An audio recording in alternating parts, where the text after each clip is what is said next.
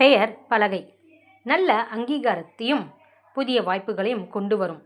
கதவின் வலது பக்கம் கிழக்கு அல்லது வடக்கு திசை. துளசி அல்லது மூங்கில் செடி வைக்கலாம். அமைதி, தூய்மை மற்றும் செழிப்பை ஈர்க்குமாம். வாசலுக்கு பக்கத்தில் எந்த திசை என்றால் கிழக்கு அல்லது வடக்கு திசையில் வைக்கலாம். கால் மிதியடி தூசு மற்றும் எதிர்மறை ஆற்றலை வீட்டுக்குள் வராமல் தடுக்குமாம். வாசலுக்கு வெளியே உள்ளேயும். தோரணம் இதை கவனமாக பயன்படுத்தலாம். நேர்மறை ஆற்றலையும் செழிப்பையும் வீட்டுக்குள் வரவழைக்குமாம். பக்கவாட்டு சுவர்களில் மட்டும் மாட்ட வேண்டும். கதவுக்கு நேராக பார்த்தபடி இருக்கக்கூடாதாம். கண்ணாடி நேர்மறை ஆற்றலை பிரதிபலித்து மேலும் அதிகரிக்குமாம். வாசலுக்கு கிழக்கு அல்லது தென்கிழக்கு திசையில் வைக்கணும். மண்ணகல் விளக்கு எதிர்மறை ஆற்றலை அழித்து தெய்வ அனுகிரகத்தை ஈர்க்குமாம்.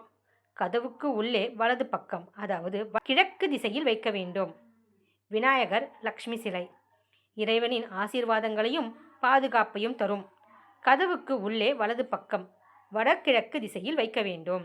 தியானம் செய்யும் புத்தர் படம் அமைதி, தெளிவு மற்றும் நிம்மதியை கொடுக்கும். இயற்கை ஓவியங்கள் வாசலுக்கு அருகில் உள்ள கிழக்கு சுவரில் வைக்க வேண்டும்.